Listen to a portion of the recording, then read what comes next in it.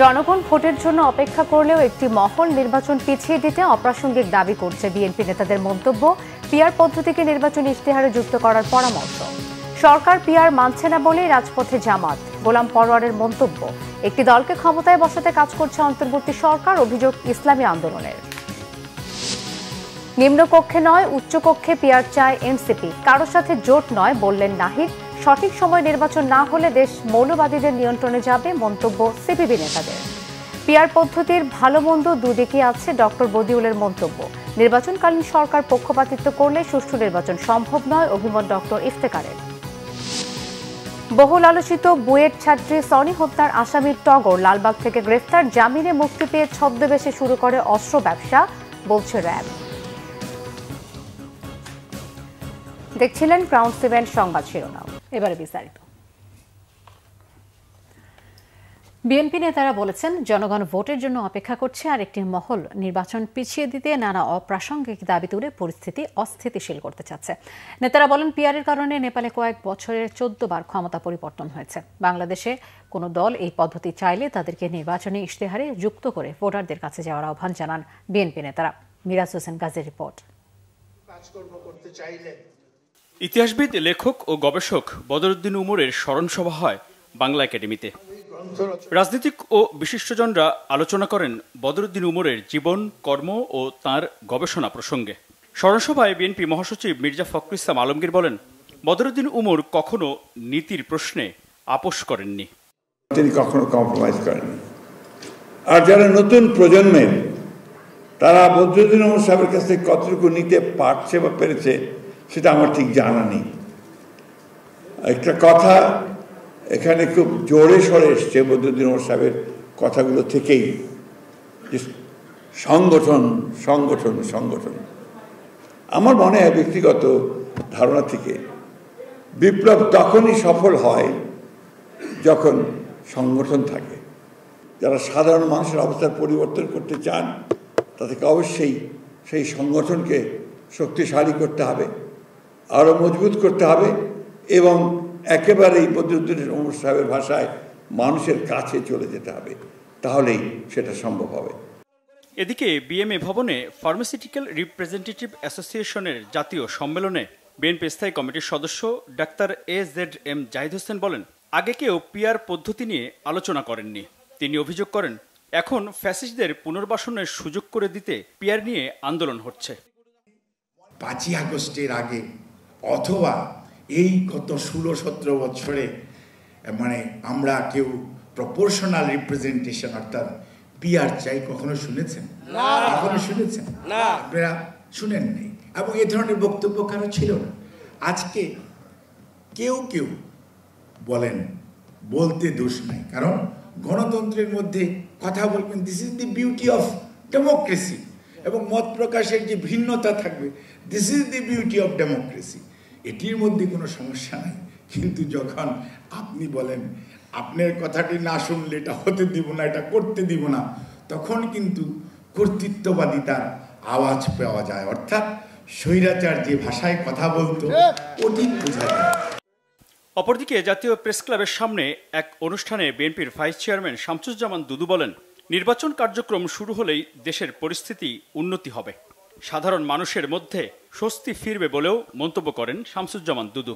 যেই মাত্র দেশকে নির্বাচনের রাস্তায় নামানো যাবে, সেই মাত্র বাংলাদেশের স্বাভাবিক অবস্থা শুরু হবে এবং নির্বাচনের মধ্য দিয়ে বাংলাদেশের নাগরিককে তার রাজত্ব ফিরিয়ে দেওয়া, ভোটাধিকার ফিরিয়ে দেওয়া, তার অধিকার ফিরিয়ে দেওয়া, এটা সম্ভব হবে। নানা দাবিতে যারা আন্দোলন করে নির্বাচন পেছানোর পায়তারা করছে, জনগণ তাদেরকে প্রত্যাখ্যান করবে বলেও মন্তব্য করেন বিএনপি নেতারা। মিরাজ হোসেন গাজী, বাংলা ভিশন, ঢাকা। বিএনপির স্থায়ী কমিটির সদস্য ডক্টর আব্দুল মঈন খান বলেছেন, বিএনপি কোনো প্রতিহিংসার রাজনীতিতে বিশ্বাস করে না। শুক্রবার সন্ধ্যায় নরসিংদীর পলাশের চর নরগদিতে জিনারদি ইউনিয়নে বিএনপির এক পথসভায় প্রধান অতিথির বক্তব্যে তিনি একথা বলেন। তিনি আরও বলেন, বিএনপি কখনো কালো টাকা দিয়ে ভোট কেনে না, ভোটারদের মিথ্যা আশ্বাস দিয়ে ঠকিয়ে যারা কালো টাকার রাজনীতি করে সেই রাজনীতিতে বিএনপি বিশ্বাস করে না বলেও জানিয়েছেন তিনি। পলাশ থানা যুবদলের সভাপতি নিসার খানের সভাপতিত্বে অনুষ্ঠানে উপস্থিত ছিলেন পলাশ উপজেলা বিএনপির সভাপতি আব্দুস সাত্তার, যুগ্ম সাধারণ সম্পাদক বাহাউদ্দিন ভুইয়া মিল্টন সহ আরো অনেকেই।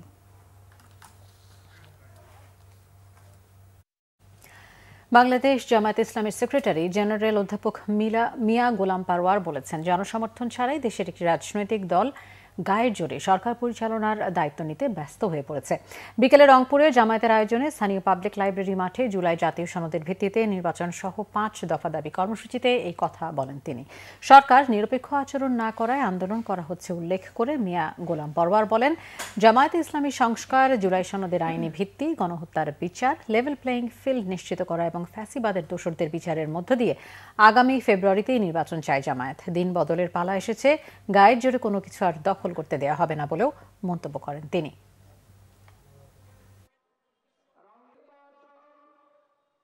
উপদেষ্টার জুলাই ঘোষণার মধ্যে সেই দুর্বলতা, উনি লেভেল প্লেইং ফিল্ড রাখতে পারেননি। আমাদেরকে গোপন রেখে জুলাই ঘোষণার ড্রাফটকে আমাদের সকলের কাছে সাপ্লাই দেওয়া হয় নাই। তাহলে বোঝা যায় যে এই জুলাই ঘোষণার ড্রাফট করার সময় বিএনপির সাথে পরামর্শ করেছে, জামাতের সাথে পরামর্শ হয় নাই। মনে রাখবেন, বিরোধী দলকে দমন করে দমন, পীড়ন, খুন, ফাঁসি, জেল, রিমান্ড, আয়নাঘর দিয়ে আজীবন ক্ষমতায় থাকার স্বপ্ন যারা দেখেন, সেই দিন শেষ হয়ে গেছে। লন্ডনে এক বৈঠকের পর অন্তর্বর্তী সরকারের কেবলা ঘুরে গেছে। এখন তারা একটি নির্দিষ্ট দলকে ক্ষমতায় বসাতে কাজ করছে বলে অভিযোগ ইসলামী আন্দোলন বাংলাদেশের নেতাদের। শুক্রবার বিকেলে রাজধানীর বাড্ডায় এক সমাবেশে এমন মন্তব্য করেন তারা। এ সময় দলটির আমির মুফতি সৈয়দ মোহাম্মদ রেজাউল করিম বলেন, স্বাধীনতা যুদ্ধের 3টি চেতনা, সাম্য, মানবিক মর্যাদা ও ন্যায় বিচার গত 53 বছরেও প্রতিষ্ঠা হয়নি।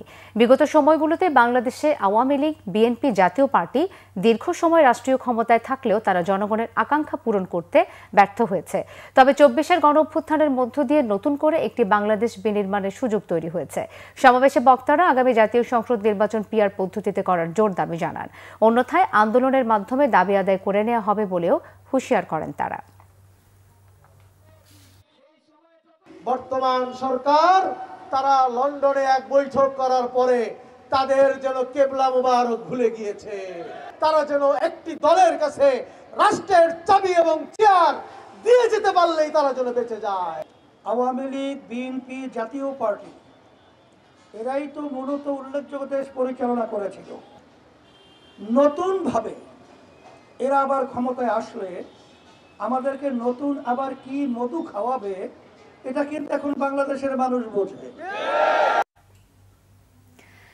নির্বাচন নিয়ে গণপরিষদ ও আইনসভা দুটোই জরুরি, তবে নিম্নকক্ষ নয়, উচ্চকক্ষে পিআর পদ্ধতি চায় এনসিপি, জানিয়েছেন জাতীয় নাগরিক পার্টির আহ্বায়ক নাহিদ ইসলাম। বলেন, বড় রাজনৈতিক দলগুলোর সাথে এই মুহূর্তে জোট নয়, স্বতন্ত্র রাজনৈতিক উদ্দেশ্য নিয়ে এগোবে জাতীয় নাগরিক পার্টি। গ্যালমান শফির রিপোর্ট। শুক্রবার রাজধানীর শহীদ আবু সাইদ ইন্টারন্যাশনাল কনভেনশন সেন্টারে প্রথমবারের মতো তৃণমূল নেতাকর্মীদের সাথে সমন্বয় সভা করে এনসিপি। সভায় অংশ নেন জেলা ও উপজেলা পর্যায়ের নেতারা।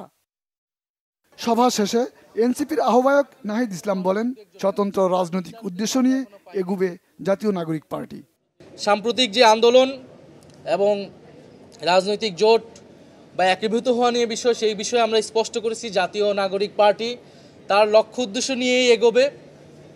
কোনো রাজনৈতিক গ্রুপ যদি মনে করে যে এই লক্ষ্য উদ্দেশ্যের সাথে তারা একমত, তারা আমাদের সাথে আসতে পারে। এবং যেহেতু আমরা জামাত ইসলামের নেতৃত্বে যে আন্দোলনটা হচ্ছে যুগপৎ আন্দোলন, সেই আন্দোলনের সাথে জাতীয় নাগরিক পার্টি নাই, অংশগ্রহণ করছে না। কারণ নিম্নকক্ষে আমরা পিআর চাই না, নিম্নকক্ষের পিআরের বিরুদ্ধে আমরা অবস্থান নিয়েছি। আমরা শুধু উচ্চকক্ষে পিআর এবং একটা জবাবদিহিতার জন্য একটি কার্যকর উচ্চকক্ষ চাচ্ছি। ফলে সেটাকে নিশ্চিত করে যাতে জুলাই সনদ বাস্তবায়ন করা হয়। ফলে আমরা এই মুহূর্তেই কোনো জোট ভিত্তিক আমরা চিন্তাভাবনা করছি না যে আমাদের যে বড় রাজনৈতিক দল রয়েছে তাদের সাথে, বরং জাতীয় নাগরিক পার্টি তার স্বতন্ত্র রাজনৈতিক উদ্দেশ্য নিয়ে আগাবে। এবং সদস্য সচিব আখতার হোসেন বলেন, সংস্কারের আইনি ভিত্তি ও নির্বাচন নিয়ে ঐকমত্যের আলোচনাকে টেকসই করতে প্রতিজ্ঞাবদ্ধ এনসিপি। বর্তমানে সংস্কারের যে বিষয়গুলো রয়েছে সেই বিষয়গুলোতে যাতে একটা আইনি ভিত্তি তৈরি হয়, আমরা যেন ঐকমত্য কমিশনে যে সংস্কার প্রস্তাবনাগুলোর বিষয় নিয়ে আলোচনা করেছি, বিশেষত যেগুলো সংবিধানের সাথে সম্পর্কিত, সেগুলোকে টেকসইভাবে বাস্তবায়ন করা সম্ভবপর হয়, সে ব্যাপারে আমরা আমাদের দৃঢ় প্রতিজ্ঞা ব্যক্ত করেছি। সত্যিকারের গণতন্ত্র ও সাংবিধানিক রাষ্ট্র প্রতিষ্ঠার লক্ষ্যে কার্যক্রম অব্যাহত রাখার ঘোষণা দেন এনসিপি নেতারা। নির্বাচন। গালমান শফি, বাংলা ভিশন, ঢাকা। সঠিক সময়ে নির্বাচনে না হলে দেশ মৌলবাদ ও তালিবানের নিয়ন্ত্রণে চলে যাবে বলে মন্তব্য করেছেন বাংলাদেশের কমিউনিস্ট পার্টি সিপিবির সভাপতি শাহ আলম। রাজধানীর ইঞ্জিনিয়ার্স ইনস্টিটিউটে বাংলাদেশের কমিউনিস্ট পার্টি সিপিবির ত্রয়োদশ কংগ্রেসের উদ্বোধন করে তিনি কথা বলেন। শুক্রবার নানান আনুষ্ঠানিকতায় শুরু হয় পুরনো এই রাজনৈতিক দলটির জাতীয় সম্মেলন। আনুষ্ঠানিকতা শেষে ইঞ্জিনিয়ার্স ইনস্টিটিউট মিলনায়তনে উদ্বোধনী পর্বের আয়োজন করা হয়। এই পর্বে কংগ্রেসে আমন্ত্রণ জানানো সকল ভ্রাতৃপ্রতিম সংগঠন, রাজনৈতিক দলের নেতাদের শুভেচ্ছা জানানো হয়। শুভেচ্ছা জানানো হয় সারা দেশ থেকে আসা দলের সমস্ত প্রবীণ কমরেডদের। এর মধ্য দিয়ে শেষ হয় কংগ্রেসের উদ্বোধনী পর্ব। আগামীকাল থেকে কংগ্রেসের মূল পর্বে দেশের বর্তমান রাজনৈতিক পরিস্থিতি, দলের অবস্থান নিয়ে দলের কংগ্রেসের সদস্যরা আলোচনা করে দলীয় অবস্থান জানানো হবে। 3 দিনব্যাপী এই কংগ্রেসের শেষে নির্বাচিত হবে কমিউনিস্ট পার্টির নতুন নেতৃত্ব। ঐক্যমত্যে পৌঁছানোর মাধ্যমে একটি সুষ্ঠু নিরপেক্ষ নির্বাচন হবে বলে আশাবাদী জাতীয় ঐক্যমত্য কমিশনের সদস্য ডক্টর বদিউল আলম মজুমদার। শুক্রবার সকালে মেহেরপুরের গাংনী উপজেলা পরিষদ সভাকক্ষে এক মতবিনিময় সভায় তিনি কথা বলেন। এ সময় তিনি আরও বলেন, সুষ্ঠু ও নিরপেক্ষ নির্বাচনের মধ্য দিয়ে কার্যকর গণতান্ত্রিক ব্যবস্থা প্রতিষ্ঠিত হওয়ার পথ প্রশস্ত হবে। এছাড়া নিম্নকক্ষ হবে আসন ভিত্তিক এবং উচ্চকক্ষ হবে পিআর পদ্ধতিতে। পিআর পদ্ধতির ইতিবাচক ও নেতিবাচক দুদিকই আছে। নির্বাচনী তরি ভিড়বে বলে আশা প্রকাশ করেছেন সংস্কার কমিশনের প্রধান। সংবিধান সংস্কার কমিশনের পক্ষ থেকে আমরা প্রস্তাব করেছি নিম্নকক্ষে হবে আসন ভিত্তিক যে বর্তমান যে পদ্ধতি আছে, আর উচ্চকক্ষ হবে পিআর পদ্ধতিতে আনুপাতিক প্রতিনিধিত্বের ভিত্তিতে। তো দুটোই ইতিবাচক দিক আছে, দুটোরই নেতিবাচক দিক আছে। এই জন্য আমরা মনে করি দুটোই হওয়া দরকার। নির্বাচনকালীন সরকার যদি পক্ষপাতিত্ব করে তাহলে সুষ্ঠু নির্বাচন সম্ভব নয় বলে মন্তব্য করেছেন জাতীয় ঐক্যমত্য কমিশনের সদস্য ও ট্রান্সপারেন্সি ইন্টারন্যাশনাল বাংলাদেশ টিআইবির নির্বাহী পরিচালক ডক্টর ইফতেখারুজ্জামান। শুক্রবার সকালে রাজধানীর ধানমন্ডিতে নির্বাচন কমিশন বিষয়ক সাংবাদিকদের সংগঠন reporters forum for election and democracy ও টিআইবি আয়োজিত এক প্রশিক্ষণ কর্মসূচিতে এসব বলেন তিনি। ইফতেখারুজ্জামান বলেন, রাজনৈতিক দলগুলো যদি সুষ্ঠু নির্বাচন না চায় তাহলে নিরপেক্ষ নির্বাচন করা কঠিন হবে। এজন্য নির্বাচনে পর্যবেক্ষক ও গণমাধ্যম কর্মীদের নিরপেক্ষতা নিশ্চিত করা জরুরি। কার্যক্রম নিষিদ্ধ আওয়ামী লীগ সরকারের ঘনিষ্ঠ অনেকেই এখনও প্রশাসনে আছেন উল্লেখ করে তিনি বলেন, পতিত সরকারের এজেন্ট বা সহযোগীরা প্রশাসন ও আইন সংস্থায় নেই এটা বলা যাবে না। বলেন, যাদের দীর্ঘদিন বঞ্চিত করা হয়েছে তাদের অবস্থান ফিরে পাওয়ার মধ্যেও দলীয়করণ প্রতিস্থাপিত হয়েছে। সত্যিকার অর্থেই আইনের প্রয়োগ কতটুকু হচ্ছে, যথাযথভাবে মানুষের ভোটের অধিকার নিশ্চিতের জন্য অংশীজনগুলো তাদের ভূমিকা কতটুকু পালন করার চেষ্টা করছে সেটাকে যেরকম তুলে ধরার চেষ্টা করা, অন্যদিকে কোথায় বিচ্যুতি ঘটছে সেটাও তুলে ধরার চেষ্টা করা কিন্তু আমাদেরই দায়িত্ব, সংবাদ কর্মীদের এবং টিআইবির মতো প্রতিষ্ঠানের দায়িত্ব। সেই কাজটি আমাদেরকে করতে হবে। আমাদেরকে ফ্র্যাঙ্কলি আমি খুবই ওপেনলি বলবো, মনে রাখতে হবে যে আমাদের পলিটিক্যাল স্পেস অর্থাৎ রাজনৈতিক অঙ্গন এবং আমলাতান্ত্রিক অঙ্গন, এই দুইটা জায়গায় সত্যিকার অর্থে আমাদের বৈষম্যবিরোধী আন্দোলনের যে মূল চেতনা তার থেকে বাস্তব শিক্ষা গ্রহণ করা হয়েছে। বহুল আলোচিত বুয়েট শিক্ষার্থী সাবেকুন নাহার সনি হত্যার আসামি মুশফিক উদ্দিন টগরকে রাজধানী থেকে গ্রেফতার করা হয়েছে। এ সময় তার কাছ থেকে একটি রিভলভার গুলি উদ্ধার করা হয়েছে। র্যাব বলছে 2020 সালে বিশেষ বিবেচনায় জামিনে মুক্তি পায় টগর। তারপর থেকে আবারও অপরাধ জগতে সক্রিয় হয়ে ওঠে। ছদ্মবেশে নতুন কৌশলে শুরু করে অস্ত্র ব্যবসা। বিস্তারিত এসএম ফয়েজের রিপোর্টে। 2002 সালের 8 জুন বুয়েট ক্যাম্পাসে ছাত্রদলের তৎকালীন সভাপতি মোকাম্মেল হায়াত খান ও ঢাকা বিশ্ববিদ্যালয়ের সলিমুল্লাহ মুসলিম হলের তৎকালীন ছাত্রদল নেতা মুশফিক উদ্দিন টগর গ্রুপের সংঘর্ষের মধ্যে পড়ে নিহত হন সনি। তারপর হত্যা মামলায় গ্রেপ্তার করা হয় মুশফিক উদ্দিন টগরকে। বিশেষ বিবেচনায় 2020 সালে মুক্তি পেয়ে আবারও অপরাধে জড়িয়ে পড়ে সে। সাধারণত র্যাব পুলিশ আসামিকে গ্রেপ্তারের পর সংবাদ সম্মেলনে হাজির করলেও সাবেকুন নাহার সনি হত্যা মামলার আসামি টগরকে গণমাধ্যমের সামনে আনা হয়নি। গোপনে বের করে নিয়ে যাওয়া হয় তাকে। সোনি হত্যা মামলা একটি চাঞ্চল্যকর হত্যা মামলা এবং তিনি গ্রেফতার হয়েছিলেন। তিনি মূলত প্রথম গ্রেফতার হন 24 জুন 2002 সালে। পরবর্তীতে উনি 20 আগস্ট 2020 সালে কারাবিধি 569 ধারায় কাশিমপুর কারাগার থেকে উনি মুক্তি লাভ করেন এবং পরবর্তীতে উনি স্বাভাবিক জীবনযাপন করছিলেন। এবং এই ঘটনার সাথে আসলে ওই বিষয়টা আমরা প্রথমে মূল্যায়ন করিনি, আমরা অস্ত্র উদ্ধারের বিষয়ে গিয়েছিলাম, আর পরবর্তীতে আমরা এই বিষয়টা অবগত হই যে উনি এই মামলার সাথে সংশ্লিষ্ট ছিলেন এক সময়। রাজধানীর কারওয়ান বাজার র্যাব মিডিয়া সেন্টারে সংবাদ সম্মেলনে র্যাব জানায়, জামিনে মুক্তির পর নতুন করে অস্ত্র ব্যবসায় নামে আসামি টগর। প্রাথমিক জিজ্ঞাসাবাদে ধৃত আসামির নিকট থেকে চাঞ্চল্যকর অনেক তথ্য আমরা পাই। সীমান্তবর্তী এলাকা হতে তিনি বিভিন্ন সময় অবৈধভাবে অস্ত্র ঢাকায় নিয়ে আসেন এবং বিভিন্ন মানুষকে তা সরবরাহ করে থাকেন। আলামতগুলো আপনারা সামনে দেখতে পাবেন, বা মাস্ক দেখতে পাবেন, বা অস্ত্রের যে বিভিন্ন কার্টুজগুলো দেখতে পাবেন। এই সার্বিক বিষয়টা আমরা বিবেচনা করে যেটা বুঝতে পারছি, তার কাছে আরও অস্ত্রর সন্ধান থাকতে পারে। একটা মানুষের এটা যে কোনো অপরাধী, যে কোনো কেউই তার নিজস্ব পরিচয়টাকে গোপন করার ক্ষেত্রেও তিনি ব্যবহার করতে পারেন, ব্যক্তিগত প্রয়োজনীয় নিজের সেফটির জন্য। এছাড়া অন্য যে কোনো অপরাধে সে জড়িত হতে পারে। এদিকে মোকাম্মেল ও টগর গ্রেপ্তার হলেও বুয়েট ছাত্রী সোনি হত্যা মামলার প্রধান 2 আসামি এখনো পলাতক। সে বিষয়ে কোনো তথ্য দিতে পারেনি র্যাব। এই তথ্যটা যদি আমরা পাই। SM Foyez, Bangla vision, Dhaka. টানা কয়েক মাস পর সব ধরনের চালের দাম কেজিতে কমেছে 5 থেকে 7 টাকা পর্যন্ত। তবে এখনো স্বস্তি নেই মাছ, মাংস ও সবজির বাজারে। সপ্তাহের ব্যবধানে সামান্য কমলেও এখনো বেশিরভাগ সবজির দাম 80 টাকার উপরে। শুভ মাহফুজের রিপোর্ট। ভারত থেকে আমদানি করা সরু নাজিরশাইল সহ কয়েক পদের চাল বাজারে আসা দীর্ঘদিন পর কমেছে দাম। মিনিকেট, নাজিরশাইল, কাটারি ভোগ, আটা সহ প্রায় সব ধরনের চালের দাম কমেছে কেজিতে 5 থেকে 60 টাকা পর্যন্ত। ইন্ডিয়ান নাজির আপনার 70 টাকা 71 টাকা চলছে, আর আপনার 28 কথা বলে 28 আপনার 55 টাকা চলছে। মিনিকেট যেটা সর্বোচ্চ ভালো ওটা আপনার 76 টাকা 75 টাকা এরকম চলছে। আর লোকাল কোয়ালিটি যে মিনিকেট আছে ওগুলোর প্রাইস আরও। বাজারে ইলিশ সহ সব ধরনের মাছের পর্যাপ্ত সরবরাহ থাকলেও দাম চড়া। 220 টাকার কমে মিলছে না পাঙ্গাস, তেলাপিয়াও। অন্য সব মাছ সাধারণের নাগালের বাইরে, আর ইলিশ এখনও উচ্চবিত্তেরই আয়ত্তে। 1 কেজি 150 গ্রামের দাম বর্তমানে 2100 টাকা কেজি। 2 দিন আগে গ্যাসের সপ্তাহে বিক্রি করছি 2200-2300 টাকা কেজি। সাধারণ যারা কর্মজীবী বা সরকারি কর্মকর্তা কর্মজীবী তাদের বেতনে এই মাছ খাওয়া সম্ভব না। হয় বিদেশি পয়সা থাকতে হবে, নয় ব্যবসার পয়সা। কিছুটা কমলেও এখনো বেশিরভাগ সবজির দামে ঊর্ধ্বমুখী। ভেন্ডি কিনলাম 60 টাকা করে, আগে ছিল 30 টাকা, এখন ডাবল দাম। সব কিছু মিলে দেখা যায় এখনকার মাছের সেরা যে বড় হিমশিম। দিন দিন যেভাবে বাড়তেছে না বিশ্বাস, এটা আসলে আমাদের যারা স্বল্প আয়ের লোক, এটা আমাদের জন্য অনেক কষ্টের। সপ্তাহের ব্যবধানে প্রতি ডজন ডিমের দাম বেড়েছে 5 থেকে 10 টাকা পর্যন্ত। লাল ডিম 135 থেকে 140 টাকা ডজন, আর সাদা ডিম চলতেছে 125 টাকা 26 টাকা আর কি এরকম।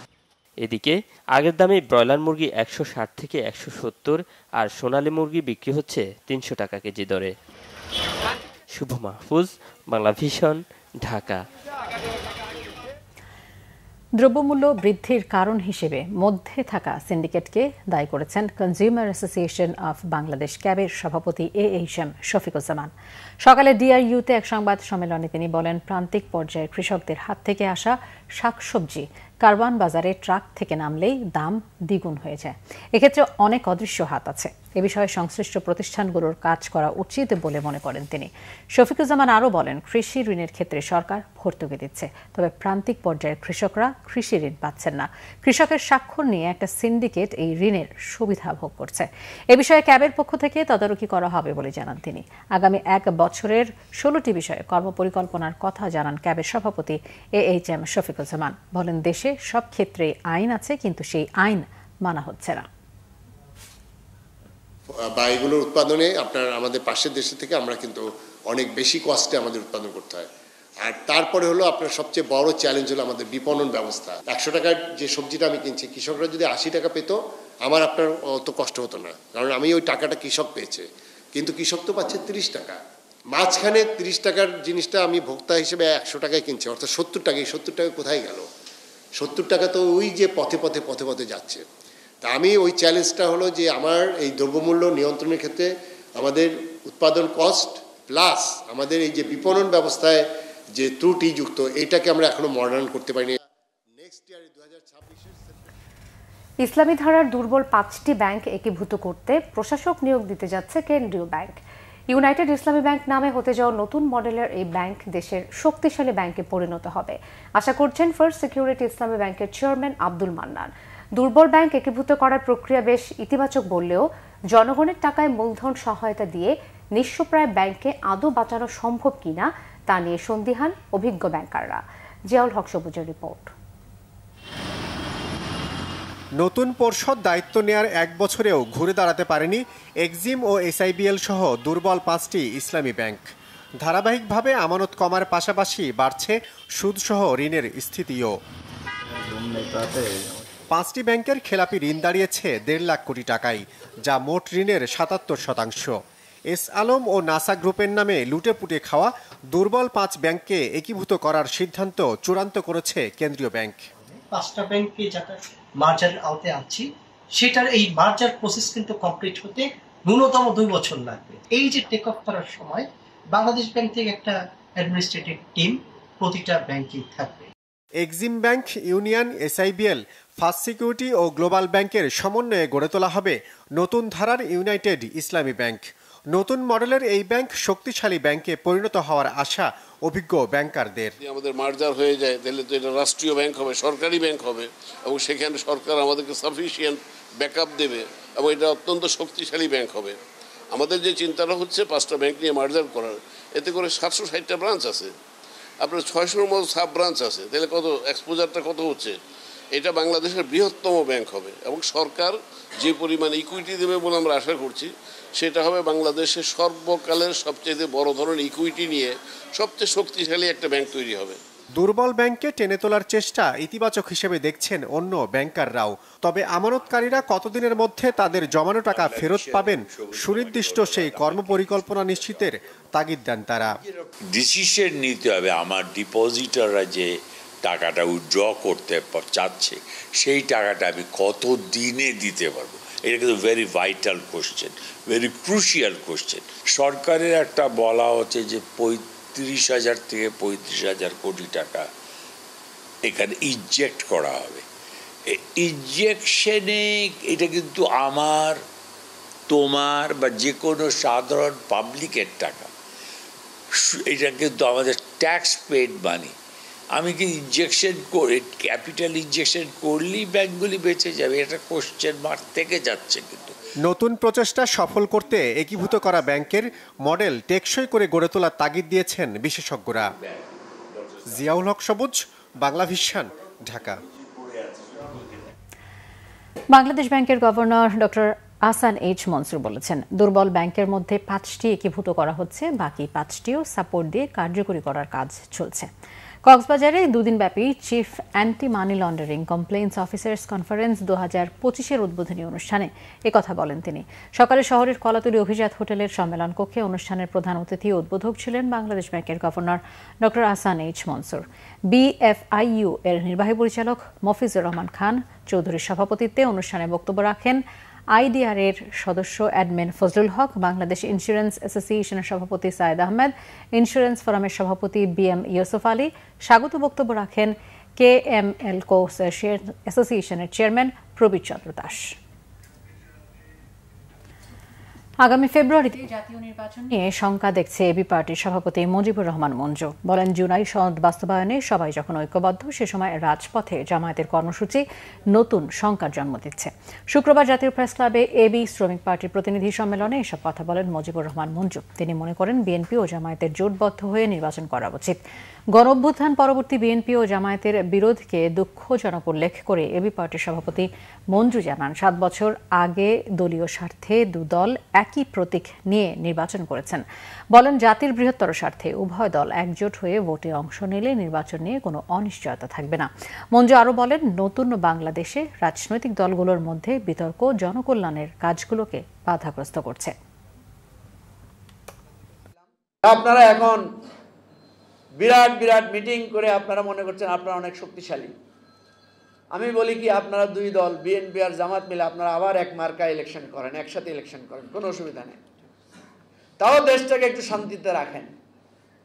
আপনারা দুই দল মিলে একটা প্যানেল করেন, একটা মার্কা নিয়ে ইলেকশন করেন, আর আমরা যারা নতুন এই রাজনীতি বাংলাদেশ গড়তে চাই, বয়সে আপনাদের ছোট, দল হিসাবে নবীন, অভিজ্ঞতা কম, আমরা আমাদের যার যার মার্কা নিয়ে অথবা আমরা মিলে একটা ইলেকশন করি, কোনো অসুবিধা নাই। যে জিতুক যে হারুক, জনগণ যাকে রায় দিবে ভোট দিবে, তারপরে মিলেমিশে আমরা কেউ সরকারি দল কেউ বিরোধী দল হয়ে আমরা দেশটা চালাই। বিএনপির যুগ্ম মহাসচিব সৈয়দ ইমরান সালেহ প্রিন্স বলেছেন, জামাত সহ কয়েকটি দলের পিআর পদ্ধতিতে নির্বাচনের দাবি জনসমর্থন না পেয়ে ব্যর্থ হয়েছে। তিনি শুক্রবার শেরপুর জেলা জাসাসের কর্মী সম্মেলনে এসব কথা বলেন। প্রিন্স দাবি করেন, জামাত নিজেই পিআর পদ্ধতিতে বিশ্বাস করে না, যে কারণে ৩ মাস আগেই ৩০০ আসনে নিজেদের প্রার্থী ঘোষণা করে প্রচারে নেমেছে। এমনকি ঐকমত্য কমিশনের বৈঠকেও তারা কোনোদিন এই নিয়ে কোনো প্রস্তাব দেয়নি। জাসাসের কর্মী সম্মেলনে বিশেষ অতিথি ছিলেন ময়মনসিংহ বিভাগীয় সাংগঠনিক সম্পাদক শাহ ওয়ারেস আলী মামুন। প্রধান বক্তা ছিলেন জাসাসের কেন্দ্রীয় সদস্য সচিব জাকির হোসেন রোকন। বিএনপি চেয়ারপারসনের উপদেষ্টা আমানুল্লাহ আমান বলেছেন, পিআর পদ্ধতির পরিবর্তে চলমান পদ্ধতিতেই ভোট দিতে চায় জনগণ। শুক্রবার বিকেলে সাভারে এক অনুষ্ঠানে যোগ দিয়ে তিনি একথা বলেন। এ সময় তিনি আরও বলেন, ফেব্রুয়ারির প্রথমার্ধে পিআর পদ্ধতি নয়, চলমান পদ্ধতিতে ভোটের জন্য সরকারকে আহ্বান জানান। এদিকে মোগরাপাড়া ইউনিয়নে বিএনপির জাতীয় নির্বাহী কমিটির সদস্য অধ্যাপক মোহাম্মদ রেজাউল করিম বলেন, দেশে অনেক ষড়যন্ত্র চলছে, সকলকে ঐক্যবদ্ধভাবে আগামী দিনগুলোতে ষড়যন্ত্র মোকাবেলা করতে হবে। বিএনপি নেতা অ্যাডভোকেট রুহুল কুদ্দুস তালুকদার দুলু বলেছেন, দুর্গাপূজাকে কেন্দ্র করে পরাজিত শক্তি কোনো ষড়যন্ত্র করলে বিএনপির কর্মীরা তা রুখে দেবে। সকালে নাটোরের আলাইপুরে বিএনপির কার্যালয়ে পৌর পূজা পরিষদের সাথে মতবিনিময় সভায় তিনি কথা বলেন। দুলু বলেন, পূজা যখনই আসে তখনই নানা প্রোপাগান্ডা ছড়াতে থাকে। ষড়যন্ত্র ও চক্রান্ত প্রতিরোধে বিএনপি সবসময় পূজা পরিষদের পাশে থাকবে বলেও জানান দুলু। এ সময় উপস্থিত ছিলেন জেলা বিএনপির আহ্বায়ক রহিম নেওয়াজ, যুগ্ম আহ্বায়ক মোস্তাফিজুর রহমান শাহিন, পূজা উদযাপন পরিষদের ভারপ্রাপ্ত সভাপতি গখেন্দ্রনাথ রায় সহ অন্যরা।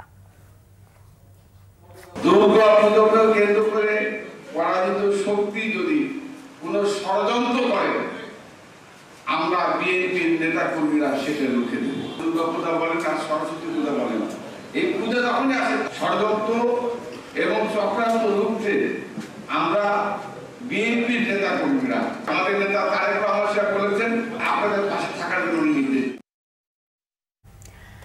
কুমিল্লার মনোহরগঞ্জে বিএনপির ৪৭তম প্রতিষ্ঠা বার্ষিকী উপলক্ষে জনসভা অনুষ্ঠিত হয়েছে। অনুষ্ঠানের প্রধান অতিথি ছিলেন কুমিল্লা ৯ লাকসাম মনোহরগঞ্জ আসনে বিএনপির দলীয় মনোনয়ন প্রত্যাশী সামিরা আজিম দোলা। প্রধান বক্তা ছিলেন লাকসাম পৌরসভা বিএনপির যুগ্ম আহ্বায়ক হাজী জসিমউদ্দিন। সভায় বিশেষ অতিথি ছিলেন হাজী আমির হোসেন, আব্দুল মতিন, জহিরুল হক, ইসমাইল হোসেন, ইঞ্জিনিয়ার আবু সুফিয়ান পারভেজ, আব্দুস সামাদ সরকার, মমিন মজুমদার এবং কাজী মোশাররফ হোসেন। অনুষ্ঠানে সভাপতিত্ব করেন খিলা ইউনিয়ন বিএনপির আহ্বায়ক মাস্টার গোলাম সারওয়ার।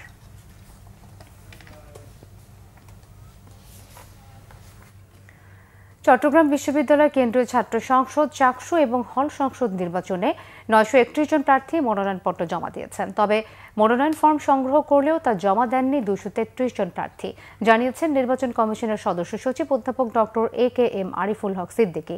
প্রাপ্ত তথ্য অনুযায়ী কেন্দ্রীয় ছাত্র সংসদের জন্য ৪২৯ প্রার্থী এবং হল সংসদগুলোতে মোট ৫০২ জন প্রার্থী মনোনয়ন জমা দেন।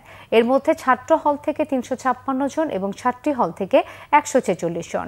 এর আগে কেন্দ্রীয় সংসদের জন্য ৫২৮ জন এবং হল সংসদের জন্য ৬৩৫ জন মনোনয়ন ফর্ম সংগ্রহ করেন।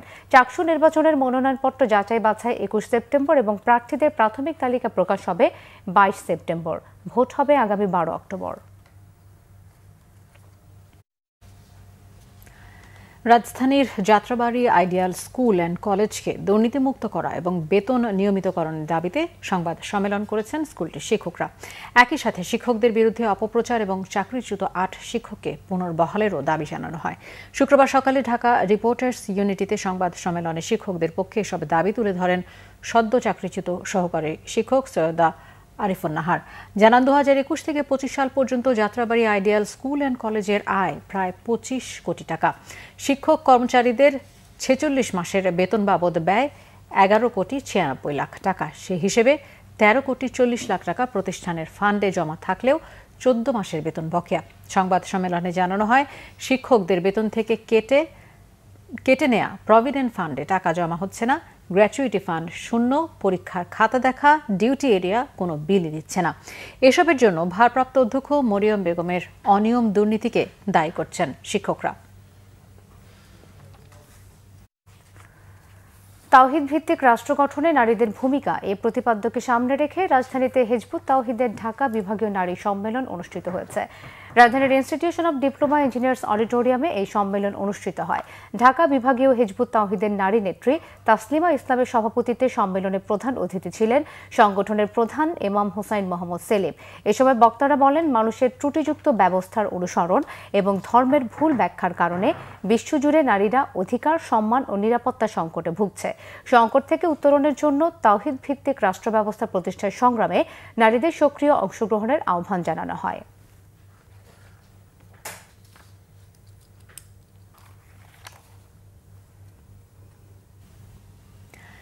চট্টগ্রাম আঞ্চলিক মুরগি খামারের ডিম, মুরগির বাচ্চা ও মুরগির ব্যাপক চাহিদা থাকলেও প্রতিষ্ঠার ৬৮ বছরেও আধুনিকতার ছোঁয়া লাগেনি, ফলে চাহিদা অনুযায়ী উৎপাদন হচ্ছে না। অথচ সারা দেশে জনপ্রিয় হয়ে ওঠা দেশি সোনালী জাতের মুরগিও উদ্ভাবন হয়েছে এখানে। চট্টগ্রাম থেকে নাসির উদ্দিনের রিপোর্ট, ক্যামেরায় ছিলেন সাইফুল ইসলাম। চট্টগ্রাম মহানগরীর খুলশীর পাহাড়তলিতে ১৯৫৭ সালে ৪.৫ একর জায়গায় গড়ে তোলা হয় আঞ্চলিক মুরগি খামার। মূলত প্রান্তিক জনগোষ্ঠীর প্রোটিনের চাহিদা পূরণ, উদ্যোক্তা ও কর্মসংস্থানের সুযোগ তৈরি এবং দেশি জাতের মুরগি উৎপাদনের জন্য গড়ে তোলা হয় এই খামার। সরকারি এই খামার নাগরিকদের সেবা দিয়ে এসেছে কয়েক যুগ। সারা দেশে ছড়িয়ে পড়া দেশি সোনালী জাতের মুরগি উদ্ভাবন হয়েছে এখানে। দাম কম, মান ভালো হওয়ায় এই খামারের ডিম, মুরগি বাচ্চা ও মুরগির চাহিদা ব্যাপক। কিন্তু ৬৮ বছরের পুরনো সরকারি এই খামারের আধুনিকায়নে ছোঁয়া লাগেনি। ফলে চাহিদা মতো বাড়তি উৎপাদন দূরে থাক, প্রয়োজন মতো উৎপাদনও করতে পারছে না পূর্ণ মাত্রায়। কারণ এর শেড, যন্ত্রপাতি থেকে শুরু করে সবই জরাজীর্ণ। আমরা এখানে দামেও কম পাচ্ছি, ৮ টাকা করে পিস। বাজারের দাম বেশি। ডিমটা ভালো এবং পুষ্টিকর, খাবারও ভালো লাগে। পুষ্টিকর তো ভালো দেয় তো নেই, আমরা সরকারের লোক, আমরা এই বাড়ি থেকে নেই তো এখান থেকে নেই। খামারের এমন অবস্থা হয় উৎপাদন কাজে নানা সমস্যা তৈরির কথা জানালেন স্টাফরা। আমাদের এখানে স্যাটার মেশিন আছে, স্যাটার মেশিনে এবং হ্যাচার মেশিনে ডিম বসানো হয়। সেখান থেকে বাচ্চা ফুটলে যারা খামারি আছে বা নতুন উদ্যোক্তা আছে তাদের মাঝে বিতরণ করা হয় 15 টাকা দরে। আমাদের বাচ্চা রেট হচ্ছে 15 টাকা করে। এই বাচ্চা আপনি যখন বাইরে থেকে কিনতে যাবে, এগুলো বাচ্চা 30 টাকা 35 টাকা পাবে। এদিকে খামারের এসব সীমাবদ্ধতার কথা স্বীকার করেও নানা সংস্কারের মধ্য দিয়ে উৎপাদন সচল রেখে সর্বোচ্চ সেবা প্রদানের কথা জানালেন দায়িত্বশীল কর্মকর্তারা। আমাদের এখান থেকে মনে করেন যে একবারে ছোট পর্যায়ের খামারি যারা নিতান্তই অসহায়, দরিদ্র, যারা কখনোই ওই বড় খামারিদের সাথে পাল্লা দিয়ে কখনো নিজেদের আত্মকর্মসংস্থান সৃষ্টির সুযোগ পাবে না, তাদেরকে টার্গেট করেই আমরা এই খামারটি পরিচালনা করি। আমরা 10 থেকে 12 হাজারের বেশি ডিম ফোটাতে পারছি না। মেশিনটাও প্রায় 30 বছরের পুরাতন। কাজে এগুলিকে ওই যুগের সাথে তাল মিলিয়ে আমাদের আধুনিকায়ন করা হয়নি। আশার কথা, সারা দেশে এমন 33টি খামার আধুনিকায়নের প্রকল্প হাতে নিয়েছে সরকার। Bangla Vision News desk.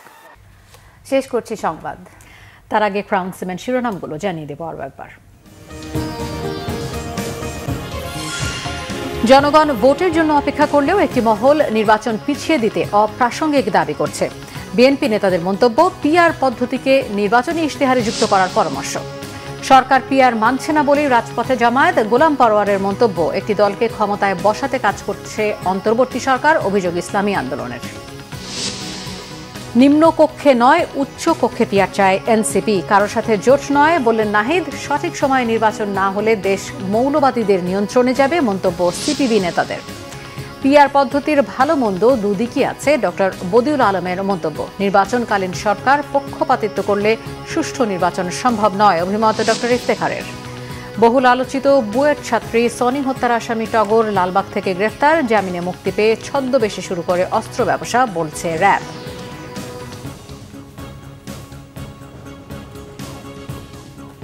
এই ছিল এখনকার মতো। পরের সংবাদ রাত 1টায় দেখার আমন্ত্রণ রইল। এছাড়া বাংলা ভিশন সংবাদ ও সংবাদ সংশ্লিষ্ট অনুষ্ঠান দেখতে ভিজিট করুন www.bvnews24.com ও facebook.com/banglavisionnews এবং সাবস্ক্রাইব করুন youtube.com/banglavisionnews। ধন্যবাদ।